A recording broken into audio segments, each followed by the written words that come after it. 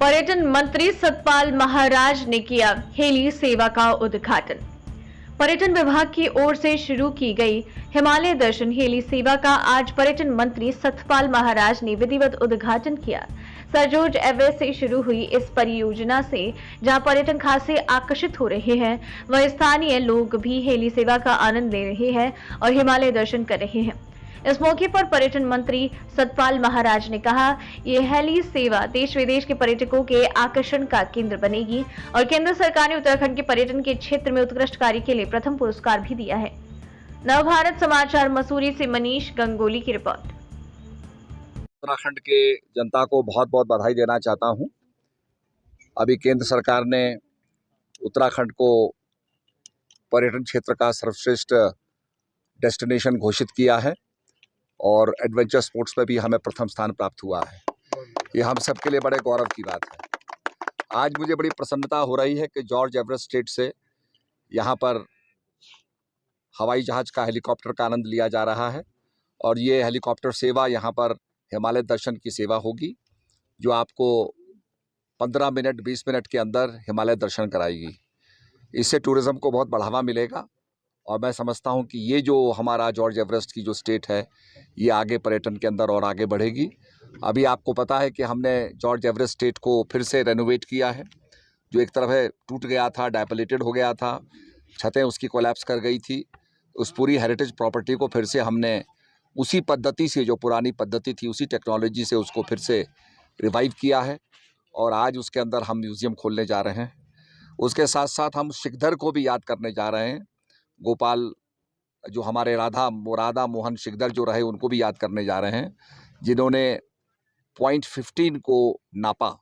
ये point 15 George Everest के रूप से जाना जाता है। जब ये इसका प्रस्ताव गया था तो जॉर्ज का नाम काट करके इस पॉइंट 15 के पॉइंट को जॉर्ज एवरेस्ट माना गया। तो ये एवरेस्ट की चोटी उनके नाम से अंकित की गई। पर इस चोटी को नापने वाले शिखधर थे, उनको भी स्मरण हम करेंगे, उनकी मूर्तियाँ स्थापित की जाएगी। तो इसमें हम टूरिज़्म के मामले में आगे बढ़ रहे हैं और हम चाहते हैं कि हमारा उत्तराखंड विंटर डेस्टिनेशन बने। यहाँ पर स्कीइंग का आगे स्कोप बढ़ाने के लिए हम काम कर रहे हैं। और जिस प्रकार से आपको पता है कि यमुनोत्री की पूजा खरसाली में होती है, गंगोत्री की पूजा मुखबा में होती है और केदारनाथ की पूजा ऊखीमठ में होती है, और इसी प्रकार से भगवान बद्री विशाल की पूजा पांडुकेश्वर और बद्रीनाथ और जोशीमठ में होती है।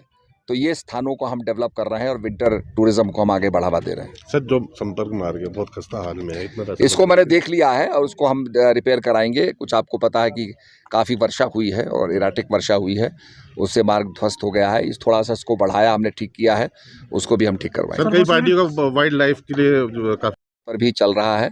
हमको टूरिज्म को बढ़ावा देना है, वाइल्ड लाइफ को भी सुरक्षित रखना है। जो इसका मैं समझता हूँ जो एयर रूट है वो इसके ऊपर से है और मतलब ये डिस्टर्ब नहीं कर रहा है वाइल्ड लाइफ को।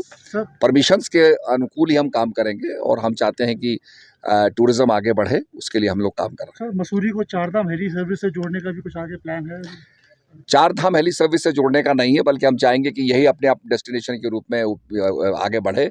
और हम चाहते हैं कि हमारा जो यूटीपी का ऑफिस है गढ़ी कैंट में, वहाँ से भी जो ONGC का हेलीपैड है उसको यूज़ करते हुए मसूरी को हम कनेक्ट करेंगे, ताकि मसूरी में और भी जो हाई क्लास टूरिज्म है वो यहाँ बढ़े। ठीक है। सर, क्या कहना चाहेंगे, आज जो है एयर सफारी का इनॉग्रेशन विधिवत रूप से कर दिया गया है, प्रधानमंत्री यहाँ पे पहुँचे थे, काफ़ी आश्वासन भी दिए गए, लेकिन आपका किस तरीके से क्या व्यू है? देखिए, ये company Rajas aerospace and adventures private limited Uttarakhand का एक स्टार्टअप है। स्टार्टअप इंडिया के अंदर ये रजिस्टर्ड कंपनी है और पूरे हिंदुस्तान में ये एविएशन और एयर स्पोर्ट्स में नाम कमा रही है। ये आपको जानकर बहुत खुशी होगी कि ये इकलौती स्टार्टअप इंडिया के अंदर कंपनी है जो एविएशन और एयर स्पोर्ट्स का काम कर रही है। और अब हम एयर सफारी को मसूरी से लॉन्च कर रहे हैं। इस प्रोजेक्ट पे हम कई साल से वर्क कर रहे थे और फाइनली अब जाकर सारी परमिशंस क्लियर हुई हैं। 7 दिन का ट्रायल सक्सेसफुल हुआ और आज ये फाइनली लॉन्च हो गया है प्रोडक्ट। इसके अंदर हम फर्स्ट स्टेज में आपका यहाँ मसूरी से हिमालय दर्शन शुरू कराएंगे। जो हम आज तक आपने यूरोप में एल्प्स का हेली टूरिज्म देखा है, ठीक है, अलास्का का, यूएस के अंदर अलास्का का हेली टूरिज्म देखा और नेपाल में एवरेस्ट हेली टूरिज्म देखा, मगर सबसे ज़्यादा हिमालय हिंदुस्तान के पास है जो आज तक हेली टूरिज्म या एविएशन टूरिज्म से अनटच था। सो हमने उसको यहाँ पे इंट्रोड्यूस करा है, यहाँ से शुरू हुआ है। अब तक हम टोटल 150 से ज़्यादा लोगों को फ्लाइंग करा चुके हैं और हर कस्टमर हमारा बहुत खुश होकर गया है। और अब हम इसको और सेकंड लेवल पे लेकर जा रहे हैं। यहाँ से हम चौपता कनेक्ट कर रहे हैं, यहाँ से हम हरसिल कनेक्ट कर रहे हैं। वहाँ पर आप जाके लैंडिंग करेंगे, वहाँ पर जाकर आप ब्रेकफास्ट लंच करेंगे और आराम से शाम को वापस आएंगे। इसी चरण में हम ऋषिकेश, हरिद्वार और चक्राता को भी कनेक्ट कर रहे हैं। साथ साथ में हम यहाँ पर हेलीकॉप्टर के बाद जायरोकॉप्टर्स लेकर आ रहे हैं जो हिंदुस्तान में पहली बार आ रहे हैं और वो जर्मनी से आ रही हैं। बहुत ब्रांड कैटेगरी की मशीन्स हैं जो 90% हेलीकॉप्टर का काम सिर्फ 10% हेलीकॉप्टर की कॉस्ट में करती हैं और उसका टिकट तो मात्र 1500-2000 रुपये में होगा। हेलीकॉप्टर का महंगा पड़ता है और उससे different level of adventure tourism यहाँ पे इनिशिएट होगा। टिकट के पर क्या चार्ज है? हाँ जी, देखिए हम टूरिस्ट और लोकल में डिस्क्रिमिनेट नहीं करना चाहते हैं और ना मैं उस पद्धति को मानता हूँ कि हम फॉरेनर्स के लिए अलग टिकट रखें, लोकल्स के लिए अलग रखें और टूरिस्ट के लिए। हमारा मानना है सारा देश एक है और सब हमारे साथ वाले ही हैं, तो उसके अंदर हम चाहते हैं कि सबका टिकट कम से कम रखा जाए। अभी हमारा जो टिकट है बहुत सारी कॉस्टिंग, क्योंकि आप देख रहे हैं ऑपरेशन कॉस्ट ज़्यादा है, तेल को ऊपर लेकर आना, यहाँ पे सर्वाइव करना, उनको सबको रखना, बहुत ज़्यादा ऑपरेशन कॉस्ट आ रही है।